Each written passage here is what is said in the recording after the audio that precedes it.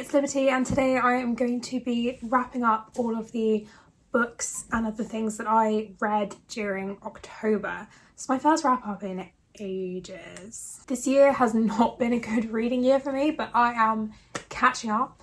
I probably won't make my goal of 50 books, but I'm going to see how close I can get. I'm also going to be talking about some of the books, films, etc. that I'm excited to get to in November. So I'm going to shut up and get straight into it. So I read 4 books in October.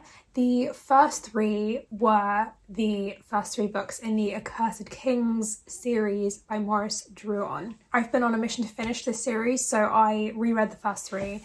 Hopefully I'll finish the rest. But this series is historical fiction, and it is sort of all based around the French and English monarchies in the 14th century. Now we have Philip the Fair, who's the King of France, and he sort of persecutes and executes the Grand Master of the Knights Templar, which was this like religious fighting order, and he is cursed through to the 13th generation of his family, along with some other people. This series follows his family, his sons that follow him after he dies. His daughter is in England, she's the Queen of England, married to Edward II. And so not only does it sort of chronicle the infighting between the different sort of strands of the French monarchy, but also between France and England too, and England and everything that's going on in England. I would say the series definitely got better. I found myself enjoying them more and more as I went through, and I hope that continues. We have obviously like most of the characters are real, but then we've got a few characters that have been made up, or at least there's no evidence that people of that name and job existed, which is nice too, because you sort of get to see the world through their eyes, and there's more license in terms of storytelling and that kind of thing. So yeah, so I highly recommend this book series if you're a historical fiction fan. I also read Whose Body by Dorothy L. Sayers, and this is the first book in her Peter Wimsey detective series. A naked body is found dead in someone's bath, and the police think they know exactly who killed him, why, they think they know who it is, but Lord Peter Wimsey, who's somewhat of an amateur detective, he thinks that they've got it wrong, and he sort of goes on this quest to find out exactly what happened. It's a solid introduction to this character and some other characters that we're going to see further along the road in the series. The mystery itself wasn't as interesting as sort of watching Lord Peter Wimsey solve the mystery, if that makes sense. The style is a lot better than the substance, but I have listened to BBC radio adaptations of other books in this series, and half of this one but not all of it, and so I know the sort of plots do get a lot better, so I will definitely be checking out more books in the series. Onto TV and film. I watched Black Widow this month, and it's been a long time coming. I wish, because it's set between Civil War and Infinity War, I wish that we had had it then. I wish it had come out between those films. Although obviously I understand why. Well, actually no, I don't understand why they didn't. Like, it took them 10 years to give her a solo film. That's a bit ridiculous. Anyway, I really enjoyed the little family dynamics of all the characters that they had going. The opening took me a sec to get into, but once the film got going and we got to see the interactions between Natasha and Yelena, that was my favourite part of the film, was those two.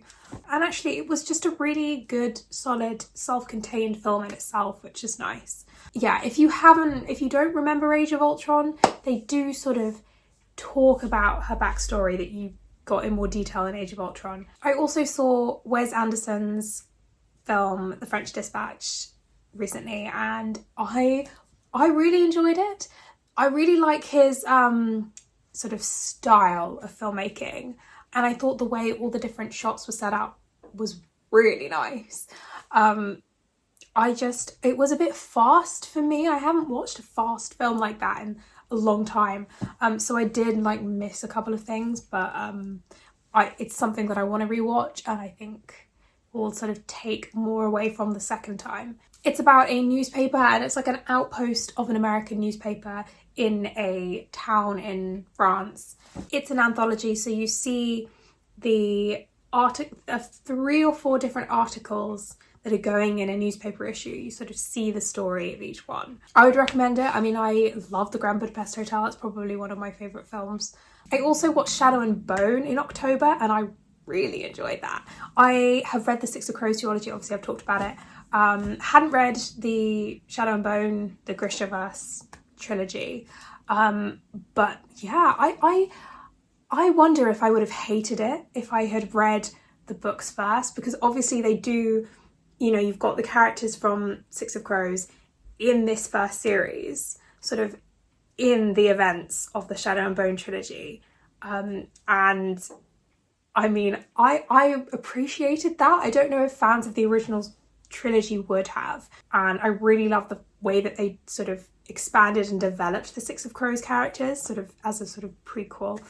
The acting in this was great. The tension between these characters were amazing. I went and bought the Shadow and Bone, the first book in the sort of Grisha trilogy, the other day. And I will be reading that by the end of this year. I'll probably finish the whole series by the end of this year. Also, I watched a film called Space Sweepers on Netflix, and I really enjoyed that.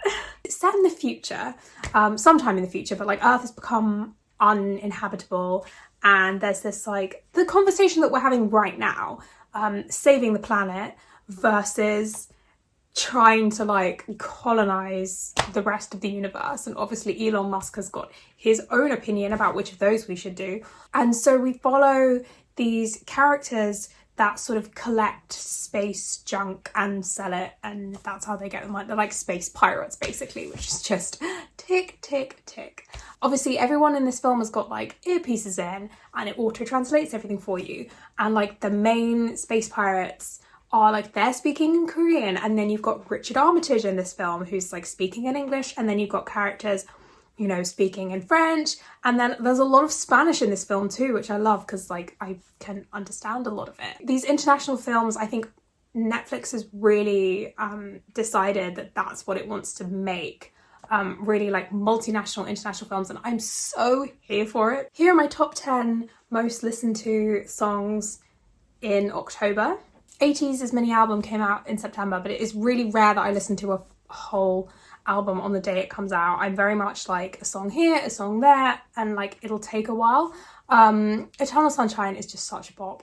I listen to it all the time. It just makes me really happy. Also, The Feels by Twice, English song, but they don't lose a jot of their identity. It still sounds exactly like Twice, which is just yay. Also, I love Coldplay. I love BTS.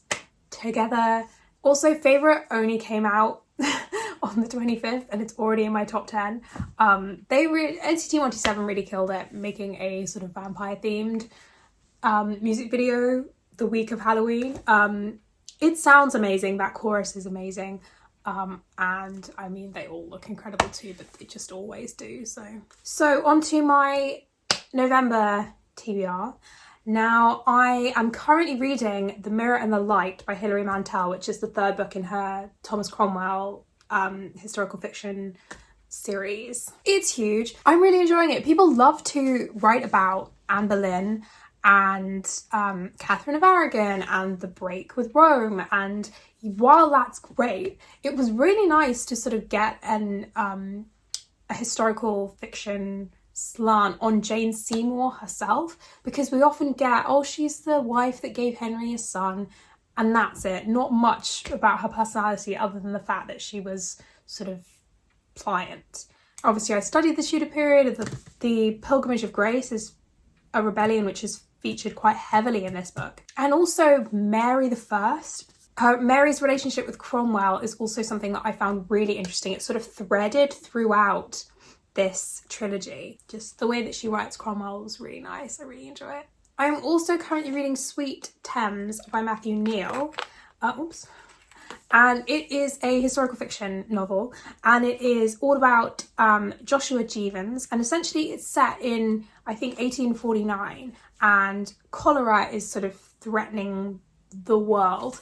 And Joshua is an engineer, and he has got plans for sort of revolutionising London's sewage systems.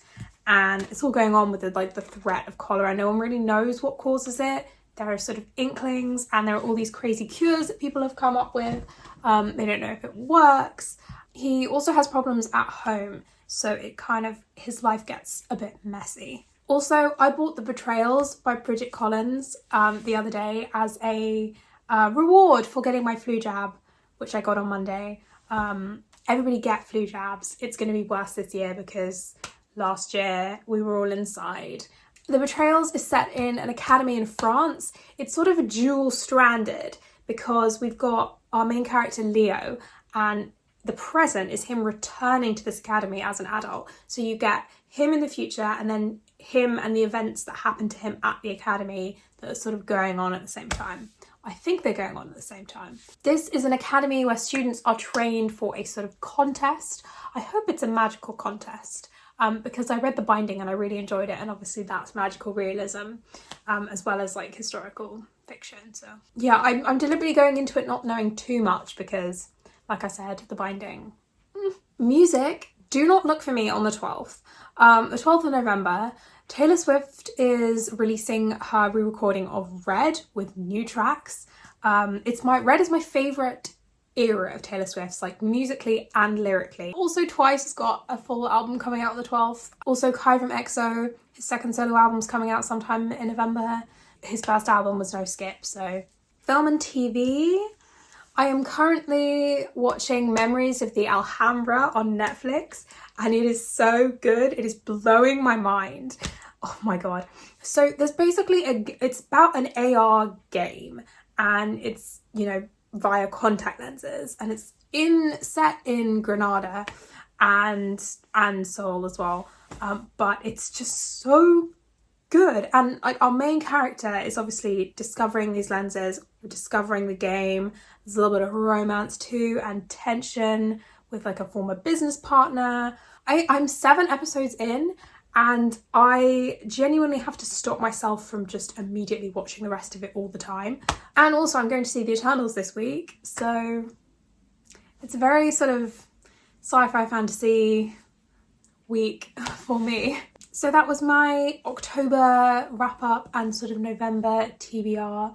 Thank you for watching. If you liked any of those books that I read or films that I watched or anything like that, then do give it a little like, and do subscribe if you want. I make all sorts of videos about books, history, TV, music, personality, just general things. So do check those out if you want. Happy reading!